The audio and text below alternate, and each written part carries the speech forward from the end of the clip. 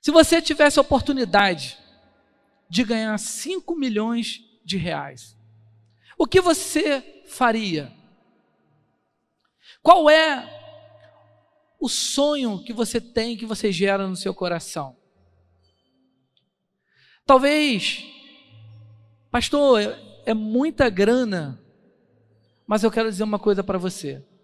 Se você pensou em mudar a vida de pessoas que hoje não têm o que comer, você está no caminho certo. Você tem que ser um agente de mudança.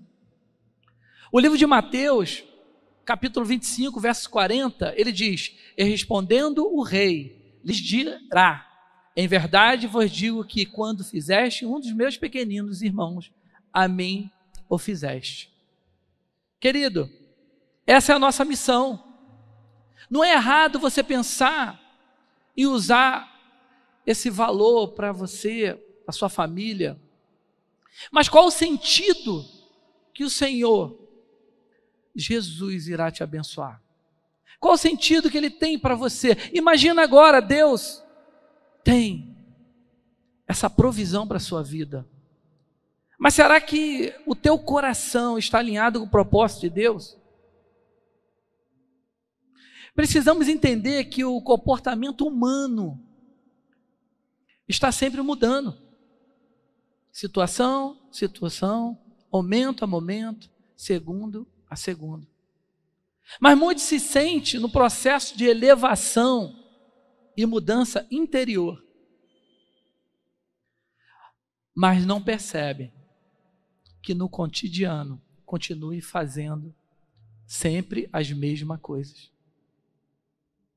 Mas precisamos dar os pequenos passos em direção à grande mudança, porque isso irá gerar grandes restaurações. Nós temos que entender, irmãos, que precisamos impactar vidas, precisamos alcançar aqueles menos favorecidos, porque pensamos muitas vezes nas nossas vaidades, nos nossos interesses.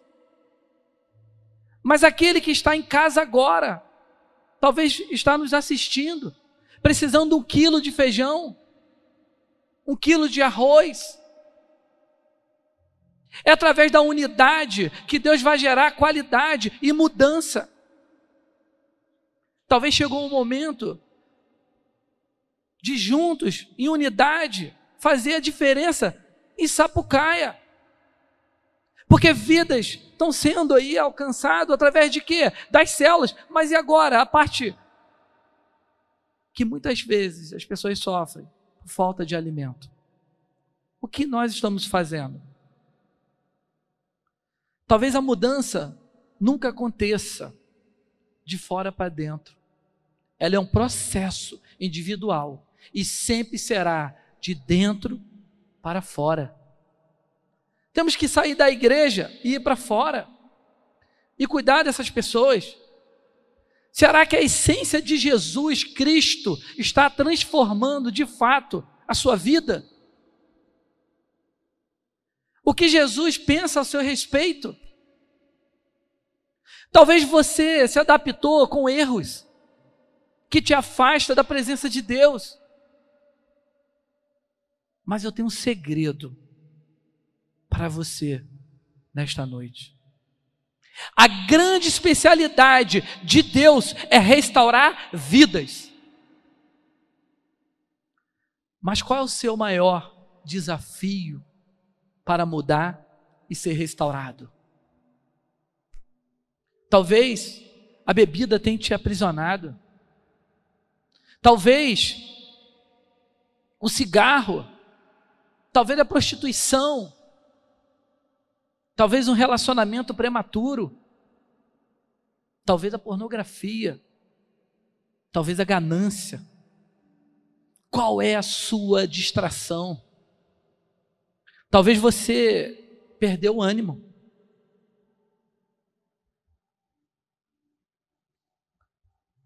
Talvez você não se preocupa mais com você mesmo. Quanto tempo você não passa um batom? Não faz as unhas? E nem cuida dos seus cabelos? Você tem cuidado da sua casa?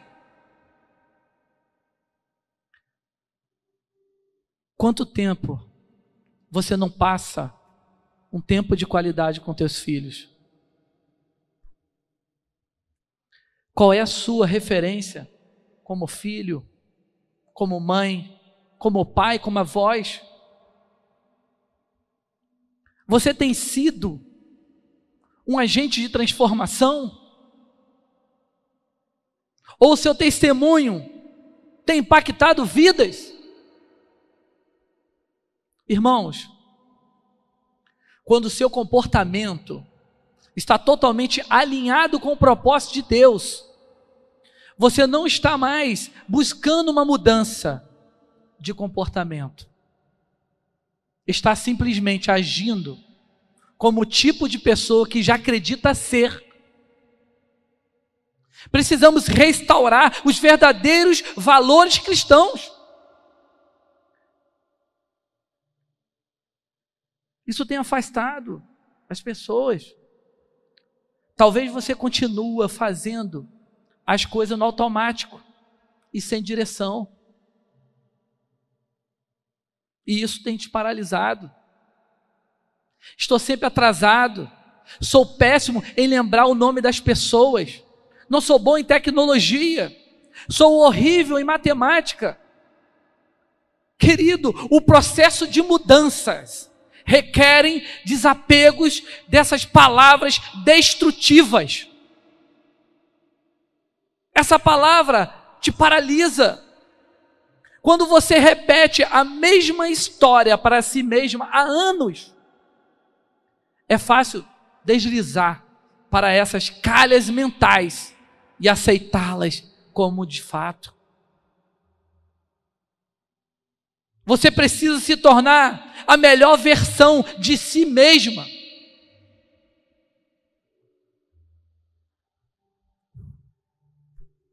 Exige que você reveja continuamente suas crenças e atualize e viva a verdadeira mudança em sua vida, querido.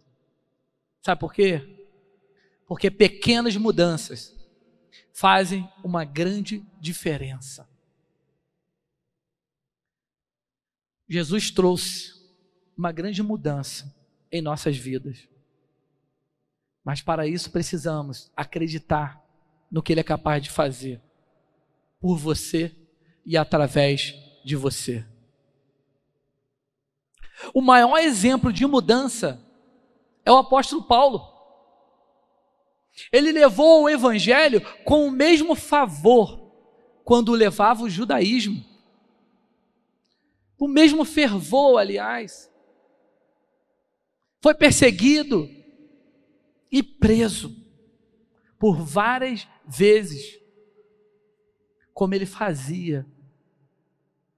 Ele fazia isso antes, mas não desanimou, querido. Sabe, muitas vezes estamos desanimados, muitas vezes estamos sem fé, estamos abatidos, estamos tristes, mas ele não abandonou Jesus em nenhum momento, mesmo na luta. Ele teve que escrever as 14 epístolas de Paulo, que na verdade foram 13. E sabe aonde? Na prisão. Efésios, ele escreveu em Roma, na prisão. Ele não esmureceu na fé. A mente e o coração dele estava cheio. Será que hoje vocês estão cheios da presença de Deus? Como Deus te enxerga? Deus tem uma obra linda na sua vida, querido. Às vezes nós nos perdemos porque estamos no automático. Eu quero compartilhar com vocês o livro de Efésios, capítulo 2, verso de 1 a 10. Abra sua Bíblia. Efésios, capítulo 2, verso de 1 a 10.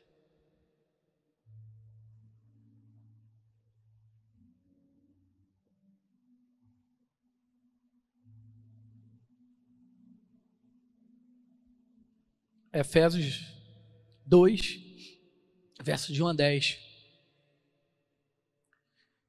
E ele lhes deu a vida, quando vocês estavam mortos em suas transgressões e pecados, nos quais vocês andaram noutro tempo, segundo o curso deste mundo, segundo o príncipe da potestade do ar, do espírito que agora atua nos filhos da desobediência.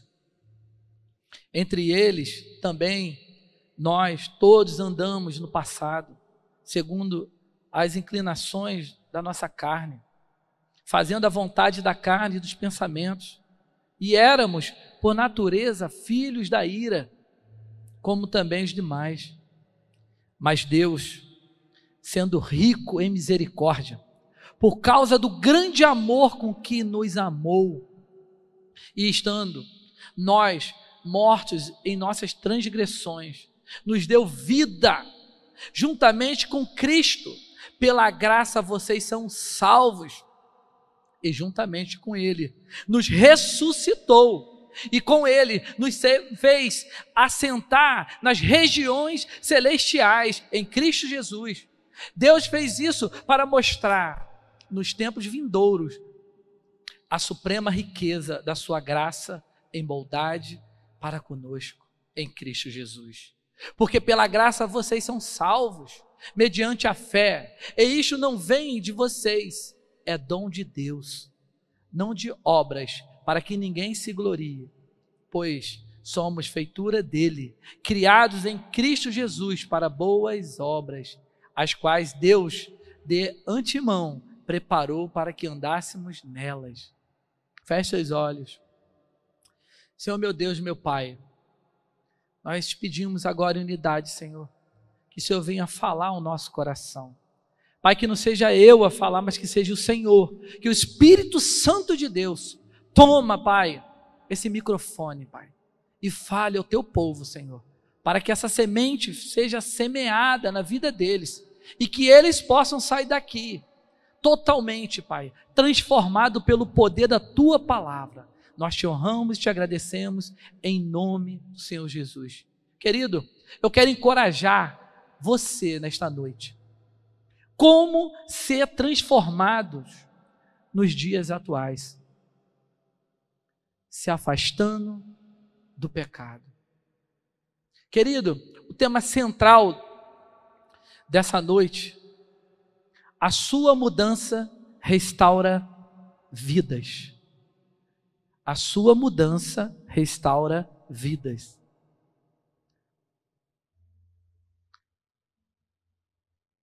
Como ser transformado nos dias atuais? Se afastando do pecado. Olha o que diz Efésios 2, verso 1 e 2. Ele lhes deu vida, quando vocês estavam mortos em suas transgressões e pecados, nos quais vocês andaram noutro tempo, segundo o curso deste mundo, segundo o príncipe da potestade do ar, do espírito que agora atua nos filhos da desobediência. Querido, estávamos mortos em suas transgressões e pecados. Só que Jesus trouxe a vida. E um sério lembrete acerca da total pecaminosidade e perdição de que o crente é redimido. E o que é interessante é que esse texto indica o reino ou a esfera onde habitam os pecadores não regenerados. Eles não estão mortos por causa dos atos pecaminosos que cometeram, mas por causa da sua natureza pecaminosa. E a referência em Mateus 12:35, ele fala muito sobre isso. O homem bom tira boas coisas do bom tesouro do seu coração, E o homem mau, do mau tesouro, tira coisas mais. Mateus 15, 18 e 19, também com uma referência, que é muito interessante, que mais o que sai da boca procede do coração, e isso contamina o homem. Porque do coração procedem os maus pensamentos, morte, adultérios, fornicação, furtos, falsos testemunhos e blasfêmia. Mas no verso 2, querido, refere-se os valores e padrões da humanidade, distante de Deus e de Cristo. Olha o que diz João, capítulo 1, verso 9. Ali estava a luz verdadeira, que ilumina a todo o homem que vem ao mundo. E segundo Coríntios 10, versos 4 e 5, também refere-se essa ideologia que são como fortalezas, nas quais as pessoas se aprisionam, necessitando de uma libertação.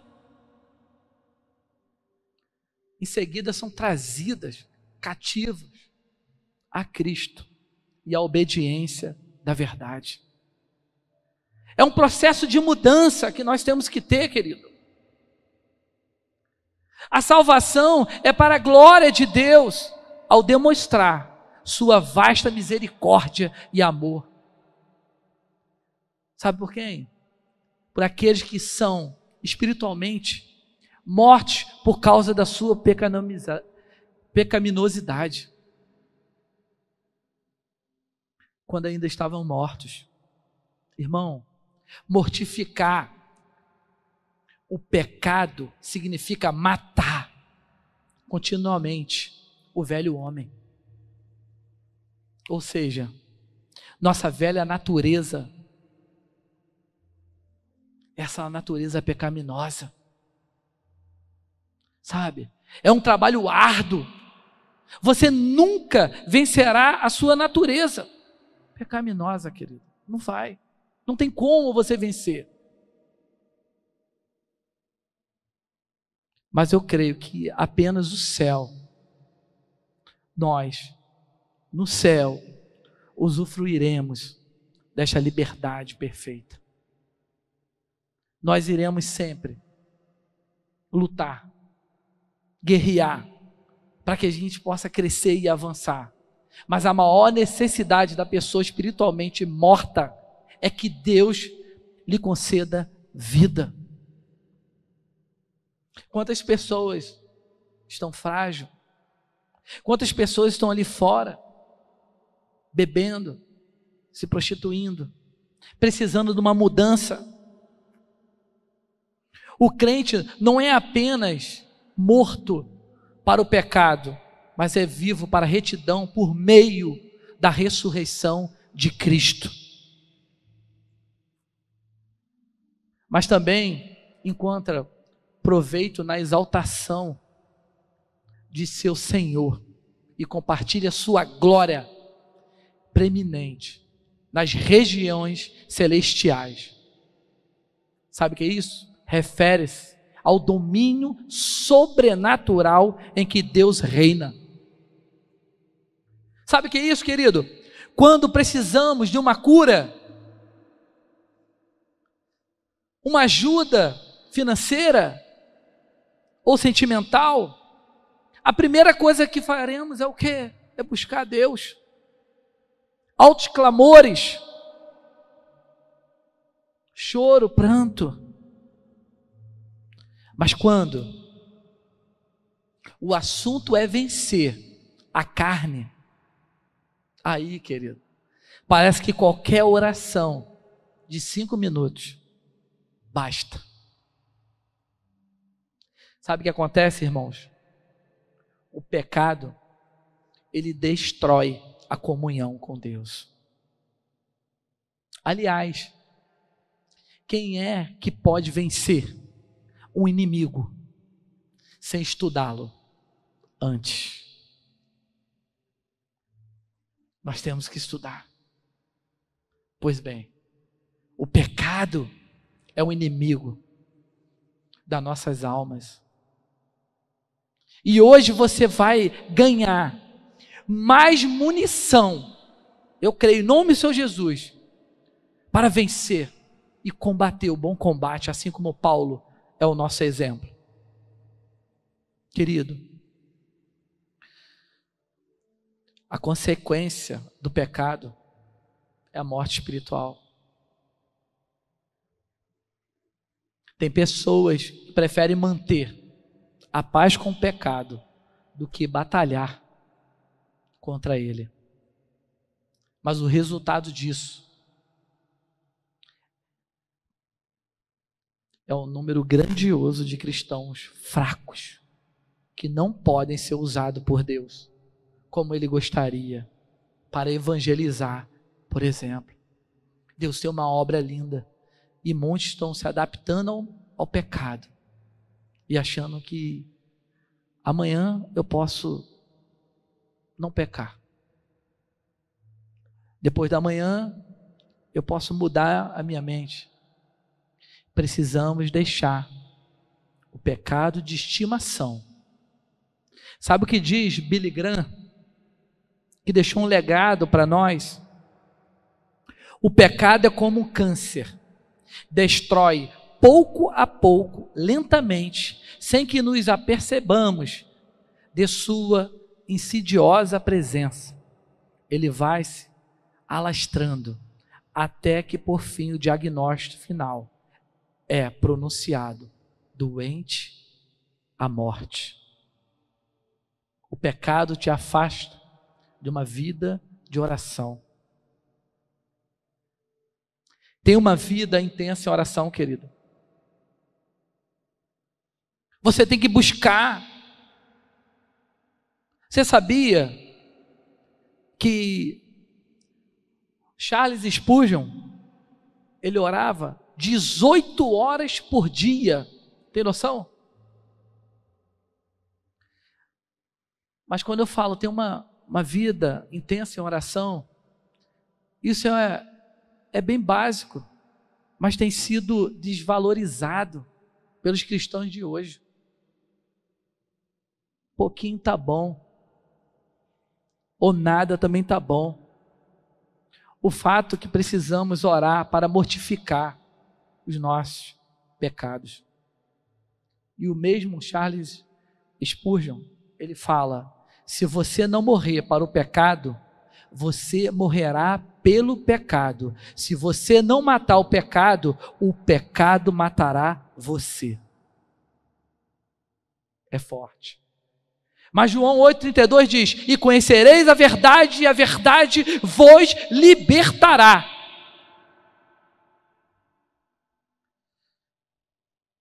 Um jovem, certa vez, ele conheceu um homem sábio, e ele pediu conselho ao homem sábio. Ele queria saber qual é uma situação imaginária referente à vida financeira. E o sábio, ele fez uma pergunta. Ele falou: imagine que você nunca seria pego e ninguém seria machucado e ninguém perderia nada. Se esta circunstância fosse garantida, você mentiria por $10.000? O sábio perguntou, o jovem: você mentiria por $10.000? O jovem pensou e respondeu: sim, por $10.000, sim. Se ninguém saberia e ninguém seria machucado, eu mentiria. O sábio balançou a cabeça e disse: tem outra pergunta. Você mentiria por 10 centavos? E o jovem, furioso, o jovem indagou: que tipo de pessoa você acha que eu sou? O sábio respondeu: eu já sei que tipo de pessoa você é. Estou apenas tentando estabelecer o seu preço. Irmãos, Jesus pagou um alto preço por você. Não devemos negociar. Deus é contigo em toda situação. E Ele quer mudar a sua vida. Mas como ser transformados nos dias atuais? Aproveitando a salvação pelo alto preço conquistado na cruz. Olha o que diz Efésios 2:4. Mas Deus, sendo rico em misericórdia, por causa do grande amor com que nos amou, no verso 5, em seguida, e estando nós mortos em nossas transgressões, nos deu vida juntamente com Cristo. Pela graça, vocês são salvos. Querido, o texto nos mostra o desespero de um homem em pecado para uma esperança e consolação do Evangelho. Isso é o maior exemplo, porque o poder redentor de Cristo interage na vida humana. Querido, Jesus, Ele foi moído por nós, e o que Ele merece, no mínimo, é que possamos honrá-lo com amor e com a mudança de dentro para fora. E Paulo revela o enorme contraste entre a corrompida natureza humana e a santa natureza divina. Depois de discorrer sobre a decadência humana, e Paulo começa a descortinar os atos maravilhosos de bondade de Deus, o qual nós somos rico em misericórdia. Tem grande amor. Jesus tem um amor incondicional sobre a nossa vida. Por isso que precisamos viver uma intensidade com Ele.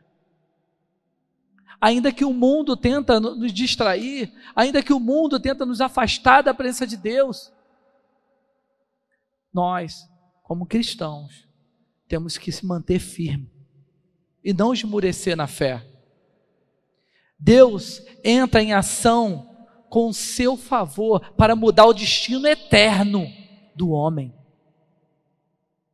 Esse é o nosso Deus, querido.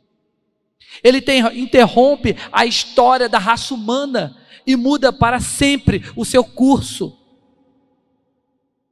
concedendo ao homem a oportunidade de uma nova condição espiritual. Esse é o nosso Deus, querido. Sabe que eu entendo, de tanto fazer esse estudo, nenhum obstáculo é grande demais quando confiamos na salvação de Deus. Nenhum obstáculo. Sabe o que diz Billy Graham? A salvação é de graça, mas o discipulado custa tudo que temos. E hoje deixamos de viver uma intensidade porque achamos que viver no raso é o suficiente, mas Deus quer profundidade.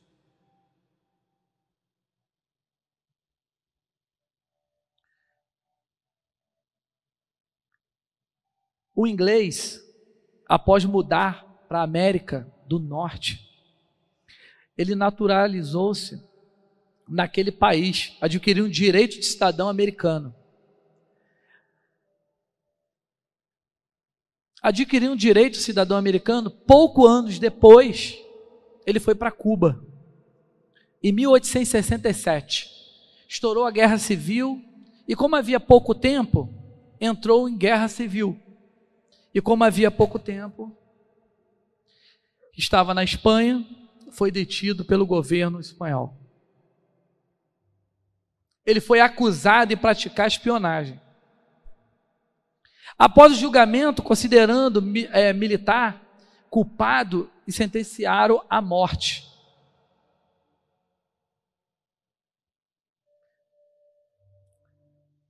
Interessante que aquele homem, ele tinha um idioma que utilizava e ele não entendia muito. Era um pobre homem. Ele não entendia nada. Mas ele foi acusado, sentenciado à morte. Ele era inocente. Ele foi julgado pela lei e considerado culpado daquela época. E o general espanhol, ele não poderia fazer nada. Aí conduziram ele para o local de execução. O pilotão de fuzilamento já havia apontado para matar ele. E de repente, o cônsul inglês e o cônsul americano chegou. E ele pega a bandeira britânica e envolveu em suas dobras do prisioneiro. E ao mesmo tempo, o cônsul americano cobria a sua bandeira estrelada. E então voltaram para os oficiais espanhóis e disseram: atira! Atira sobre esta bandeira. E os espanhóis, temerosos, nada puderam fazer, porque havia duas grandes nações representadas naquela bandeira. Semelhante a nós, representado naquela bandeira, amparados pela intercessão valiosa em Cristo e pela sua bandeira ensanguentada. Não tememos o inferno, nem a morte, e muito menos a nossa condenação eterna. A bandeira ensanguentada de Cristo nos garante a vida. Duas nações, duas bandeiras, dois povos diferentes. Protegeu aquele homem.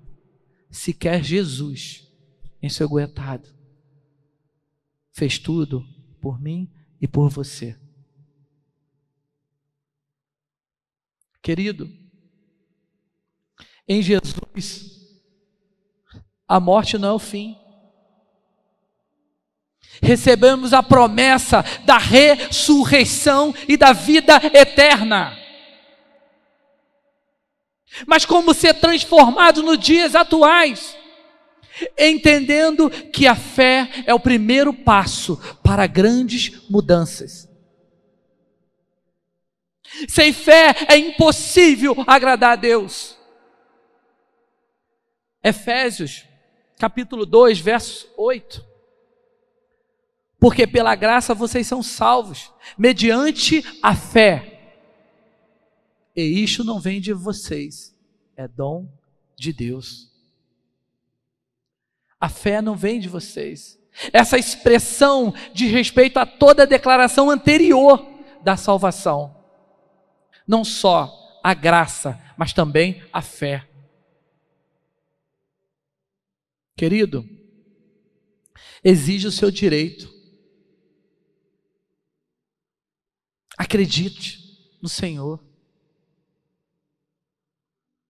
Até mesmo a fé, ela só vai ser quando você tiver Jesus 100% em teu coração. A graça de Deus é preeminente em cada aspecto da salvação. Isso está em Romanos também, capítulo 3, verso 20. O que acontece é que as boas obras não têm poder para produzir salvação. Mas só um resultado é uma evidência dos frutos concedidos por Deus. Deus, Ele tem uma linda obra na sua vida. Mas como você tem gerado essa fé? As boas obras, querido, têm um poder para produzir a salvação. É isso. Como em sua salvação, a santificação e as boas obras do crente foram ordenadas antes do início do tempo. Querido, Paulo descreve o processo efetivo da salvação como algo que Deus realiza graciosamente por meio da fé. A palavra isto, no versículo, isto não vem de vocês. Se refere à declaração anterior a respeito da salvação e não somente da graça, mas também da fé. Irmãos, embora seja necessário que as pessoas creiam para serem salvas, essa fé também faz parte do dom de Deus, que salva e não podemos exercê-los sozinhos. Sabe por quê, querido? Porque a graça de Deus realiza a ação crucial em todos os aspectos da salvação. Até mesmo as obras que não salvam fazem parte do dom de Deus. O que você tem feito?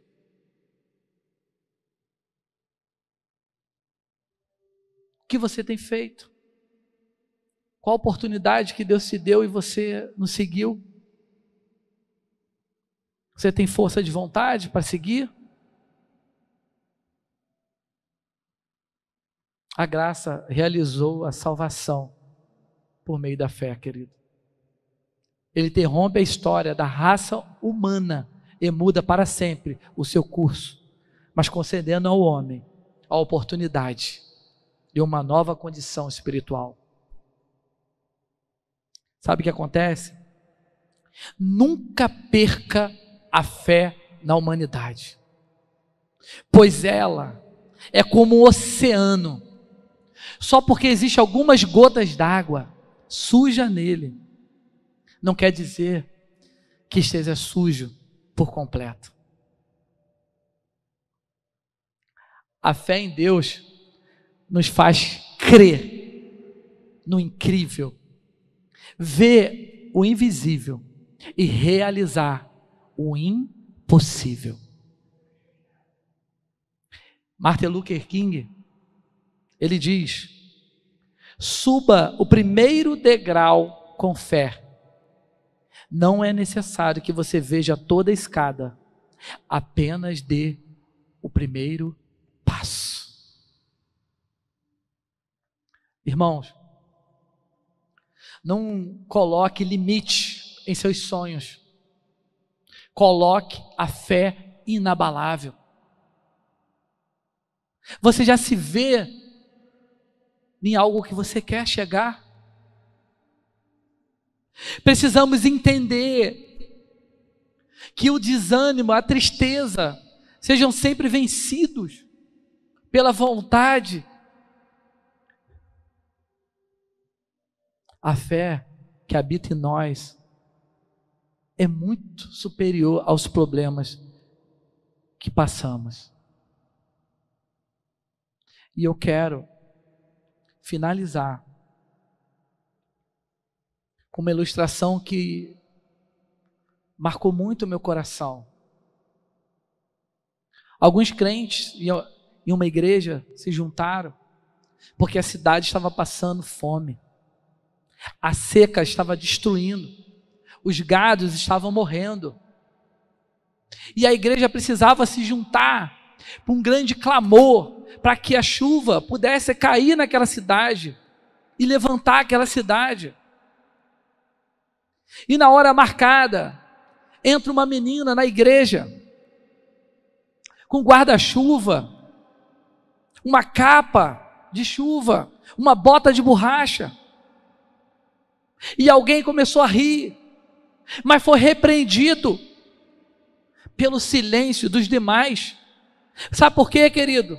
Ficaram envergonhados. Porque pela fé sincera daquela criança, Deus trouxe a chuva e restaurou toda aquela cidade. É através da fé daquela criança. Talvez você chegou aqui sem fé. Talvez a fé em Deus é a força que nos mantém de pé perante a adversidade da vida. E muitas vezes esquecemos da onde vimos. Você veio da onde?